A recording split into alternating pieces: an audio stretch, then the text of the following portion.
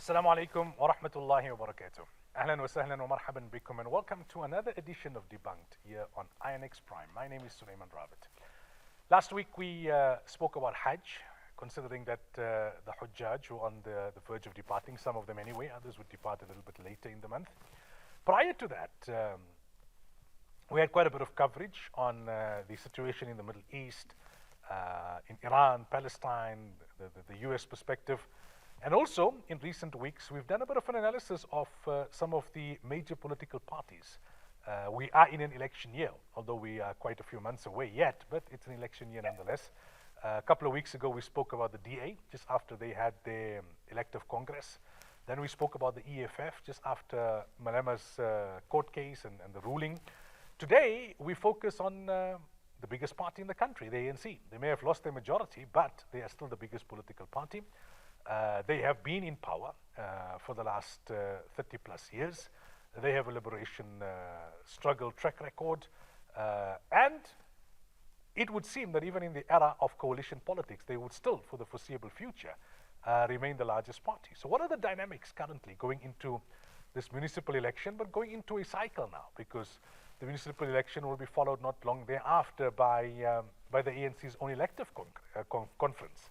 Then by the time you come out of that, you start talking about the next national and provincial elections. So we are in that period where political parties are under scrutiny, they're under pressure. They're trying to do what they feel they need to do to pick up their support and to enhance their political prospects. Professor Dirk Kotzé, who is a political analyst, is our guest with us today on the program. A very good day to you, sir. Welcome. Thank you for your time. Thank you very much. If we were to rewind a little and go back to May, June of 2024, so about 2 years ago, when the ANC got a bit of a shock. They had expected to lose support at that election. I don't think they expected to lose as much as they did, whether it was the MK factor, whatever it was. And they had to now contend with a new reality that for the first time, nationally, they had to form a coalition. It's called the GNU. They had to share power. They had to allow members of other political parties to be part of the cabinet. How has the ANC as a party, in your opinion, fared since then? At a national level, if we can start with that. Well, at the national level, I would say they have to some extent, stabilize the situation for themselves. It was a very difficult period for them at the time of the election. They lost 17% of their support compared to the previous 5 years. So that was, they had to go through a very process of adjustment, of re-establishing themselves. And first of all was the negotiations in order to establish the government of national unity. And the ANC came out there, I would say, in a stronger position and compared to what the support that they received actually. And that applied also to the other levels, but we will talk about that later. I think the fact that they are occupying the key positions in government and in parliament, that means the president, the deputy president, and the speaker of parliament, and also as well as the chairperson of the National Council of Provinces. So they are in all the key positions. At the same time, I think the first year was very difficult for the ANC to be able to adjust to the government of national unity. There were many differences of opinion between them and the DA as the second biggest party.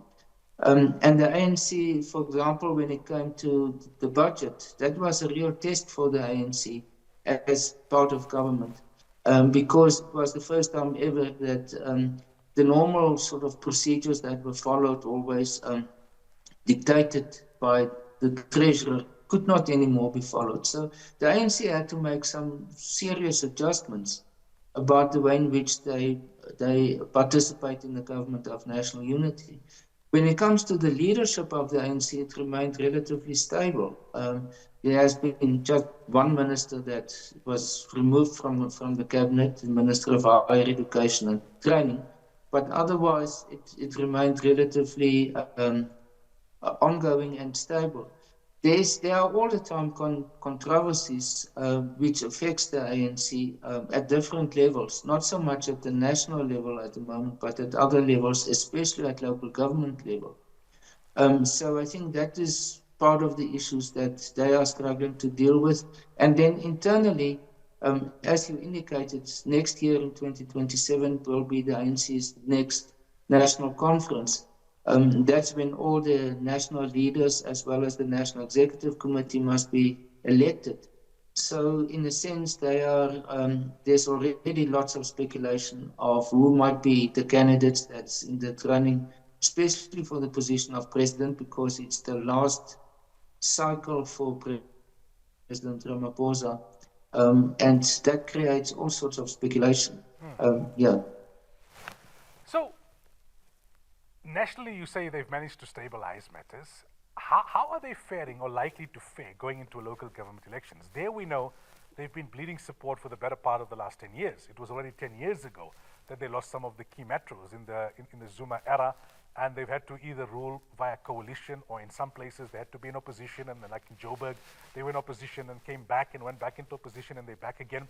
So in the last 2 years since the national election, and perhaps we could say in the last 5 years, since the last local government elections and the change of leadership in the ANC in terms of Nasrec 2.0, have they managed to improve anything?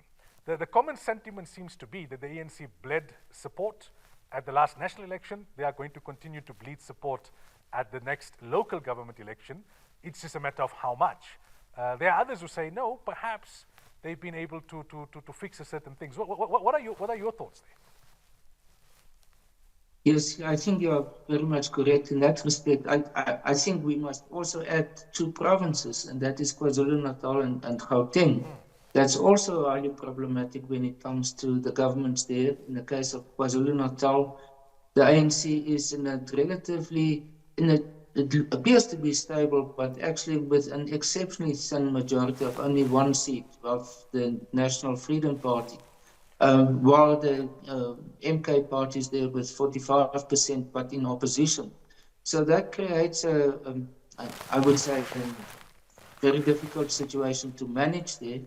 And then at local level, and especially in the metros of Gauteng, even more specifically, it has been very difficult for the ANC. As you indicated, since 2021, the last election, there had been numerous motions of no confidence or changes in government where, for example, in Tshwane, it was first a DA-led government, now it is an ANC-led, but with an Action SA mayor. Johannesburg, quite similar, and there it was a coalition that was to a large extent dependent on the EFF for their majority. So Ekurhuleni is another example where there was, at some point, they rotated between an ANC-led metro council and government and then a DA-led one, and then back to an ANC one. So these rotations, as well as the fact that many of these local governments, the executives, have been led by mayors coming from exceptionally small parties, like, for example, Al Jamal or ATM, or some that's like the speaker coming in Johannesburg coming from Cope. While the majority parties, the two main parties are the ANC and the DA, and then lower down the EFF, but they are not in these key positions. The main reason for that was because the ANC and the EFF could not agree on who the mayor's position must be filled with, specifically by an ANC person, and that became then the alternative. So it is, in a sense, for the ANC, it was an exceptionally difficult time in order to be able to develop some form of stability, as I said, especially in Gauteng.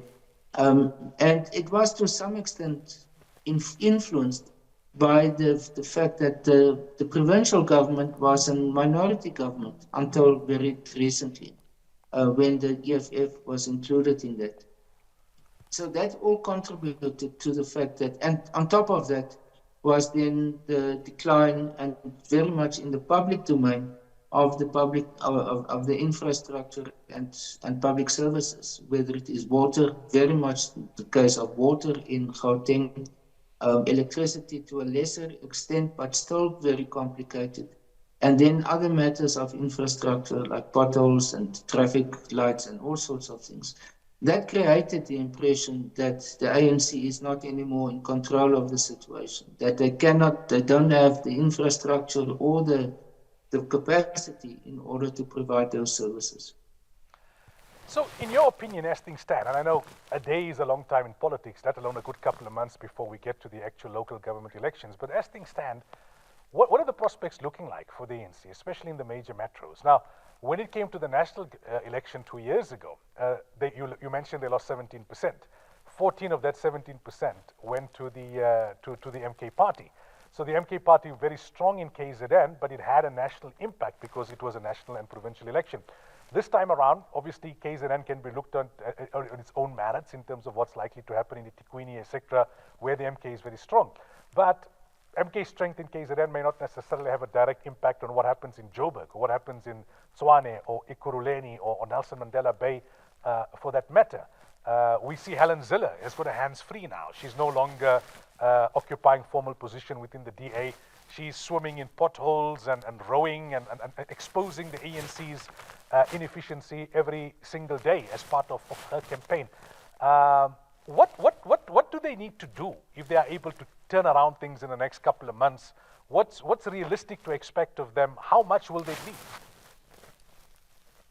Well, first of all, I think what we can expect is that the results at local government level, especially in Gauteng, will resemble very much the provincial situation in Gauteng after the 2024 election, which means that compared to the 2021 election, it will be a significant decline, but the decline between 24 and now will be less significant in that respect, although it was national and provincial elections. But as you indicated, what we are going to see is the emergence of MK in, I would think, again, 3 provinces, like in 2024, very much KwaZulu-Natal, secondly in Mpumalanga, and thirdly in Gauteng. Gauteng mainly in Johannesburg, not so much in Tshwane or in Mogale City or some of the other metros, Ekurhuleni also. So it will to a large extent be affected by that. The same with Action SA. Action SA will have quite a significant presence in Johannesburg, but not in Tshwane and not in the other metros in Gauteng in general. So it is an adjustment, but it is actually therefore an adjustment to become in line with the 2024 results to a large extent. But the opinion polls are indicating is not so much a dramatic decline for the ANC since 2024. When it looks at the metros in Gauteng, it appears as if there's a slight increase, but not highly significant, but a slight increase for the DA.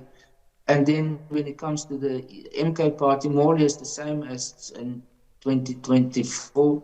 And the EFF might then have a slight increase, especially in Gauteng, because in 2024 they lost significant support in both Gauteng and KwaZulu-Natal.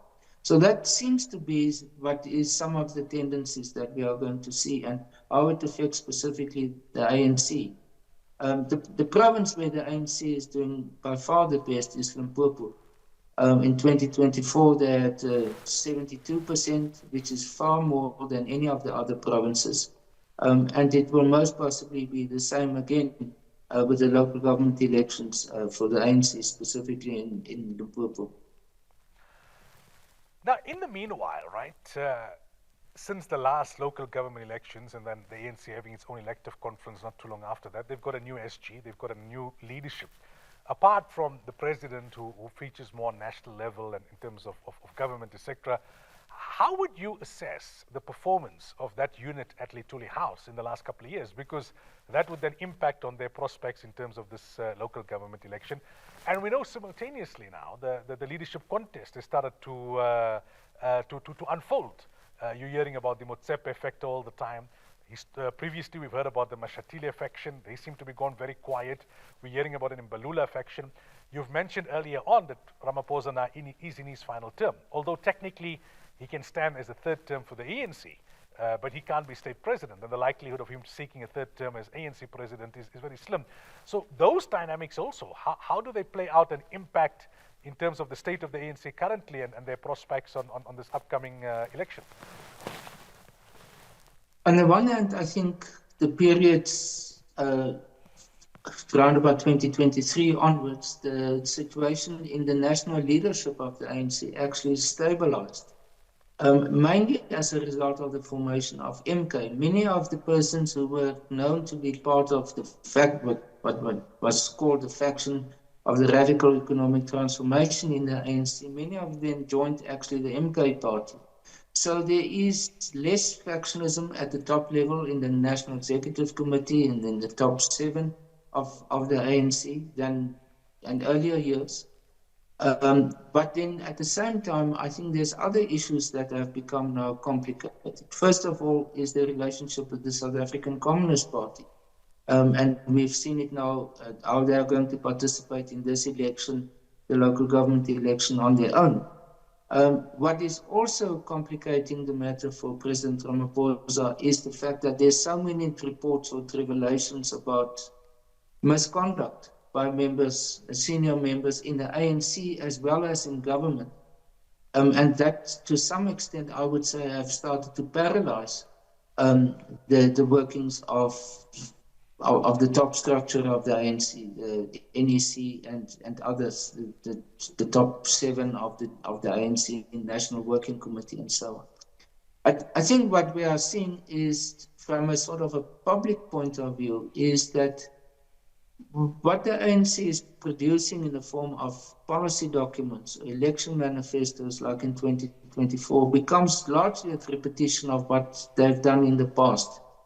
It seems as if there's not that urgency there in order to understand that they are losing significant support, public support in elections, and that it requires a completely revamping of the party in terms of its organizational structures, especially at the level of the branches, which are not necessarily very effective at the moment. They have introduced some electronic systems like their membership system, which is supposed to work much better than in the past and eradicate some of the misbehaviors that went along with that.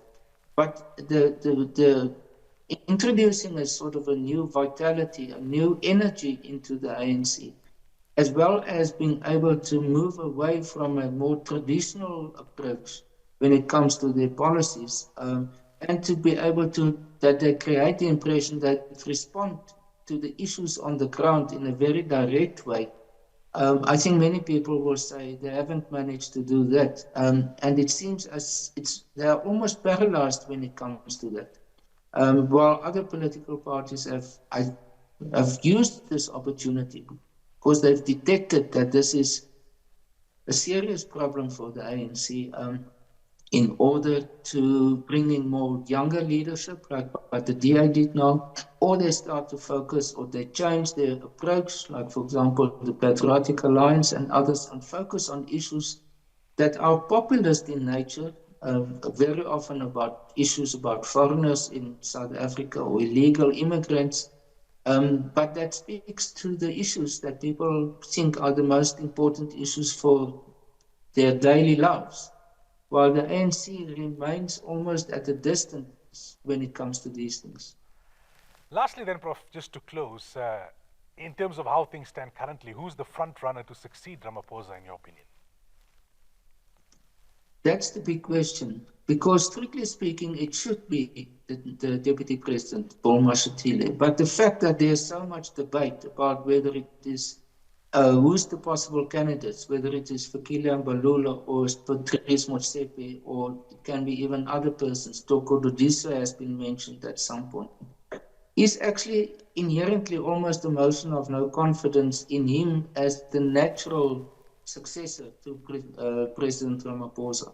So that opens it up for a much more contested process than what he certainly hoped for, and that it was almost a foregone conclusion that he will be the next president, and which at the moment is certainly not the case.